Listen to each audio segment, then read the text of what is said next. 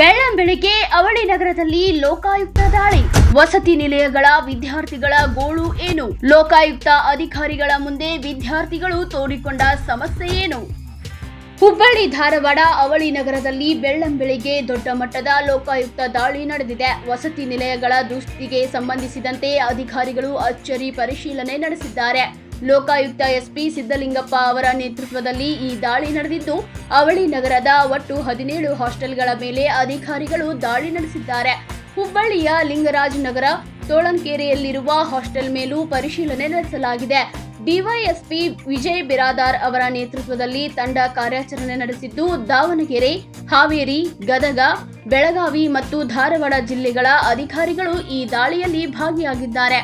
ದಾಳಿ ವೇಳೆ ವಿದ್ಯಾರ್ಥಿಗಳು ತಮ್ಮ ಅಳಲು ತೋಡಿಕೊಂಡಿದ್ದು, ಸರಿಯಾಗಿ ಊಟ ನೀಡುವುದಿಲ್ಲ, ವಸತಿ ಸೌಲಭ್ಯಗಳು ಸರಿಯಿಲ್ಲ ಎಂದು ಆರೋಪಿಸಿದ್ದಾರೆ. ಏನು ಚೆನ್ನಾಗಿದೆ ಸ್ಟೂಡೆಂಟ್ ವರ್ಕ್ ಮಾಡಿಸ್ತಾರೆ ಸರ್.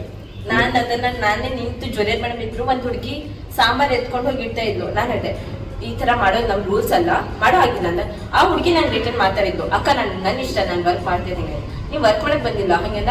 ನಾನು ಮೇಡಮ್ ಇದ್ರು, ಮೇಡಮಿಗೂ ಹೇಳಿದೆ, ಮೇಡಮ್ ಮಾಡ್ತಿದ್ದಾಳೆ ನಿಂದಿಸಿದೆ, ಅವಳು ಇಷ್ಟ ಅವಳು ಮಾಡ್ಲಿ ಬಿಡು. ನಂಬರ್ 2 ಮೇಡಮ್ ಜೂನಿಯರ್ 2 ಇಲ್ಲ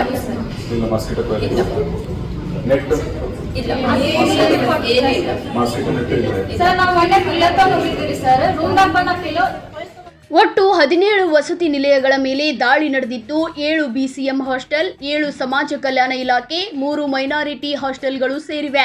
ಹಾಸ್ಟೆಲ್ಗಳಲ್ಲಿ ಮೂಲಭೂತ ಸೌಕರ್ಯಗಳ ಕೊರತೆ ಕುರಿತು ಬಂದ ದೂರಿನ ಆಧಾರದ ಮೇಲೆ ಈ ದಾಳಿ ನಡೆದಿದೆ. ಲೋಕಾಯುಕ್ತ ಅಧಿಕಾರಿಗಳು ಸ್ವಯಂ ಪ್ರೇರಿತವಾಗಿ ಪ್ರಕರಣ ದಾಖಲಿಸಿಕೊಂಡಿದ್ದಾರೆ. ಹಿಂದೆ ಡಿವೈಎಸ್ಪಿ ವಿಜಯ್ ಬಿರಾದಾರ್ ಅವರು ಲೋಕಾಯುಕ್ತ ಎಸ್ಪಿಗೆ ಪ್ರಾಥಮಿಕ ವರದಿ ಸಲ್ಲಿಸಿದ್ದು, ಜೂನ್ ತಿಂಗಳಲ್ಲಿ ಸಂಪೂರ್ಣ ವರದಿ ನೀಡುವಂತೆ ಸೂಚಿಸಲಾಗಿದೆ. ಹುಬ್ಬಳ್ಳಿ ಧಾರವಾಡದಲ್ಲಿ ವಿದ್ಯಾರ್ಥಿ ವಸತಿ ನಿಲಯಗಳ ದುಸ್ಥಿತಿ ಬಹಿರಂಗವಾಗುತ್ತಿದ್ದಂತೆಯೇ ಈ ದಾಳಿಯ ನಂತರ ಏನು ಕ್ರಮ ಕೈಗೊಳ್ಳಲಾಗುತ್ತದೆ ಅನ್ನೋದು ಕಾದು ನೋಡಬೇಕಿದೆ. ಕ್ಷಣ ಕ್ಷಣದ ಅಪ್ಡೇಟ್ಸ್ಗಳಿಗಾಗಿ ನೋಡ್ತಾ ಇರಿ ಜನಮನ ಸುದ್ದಿ.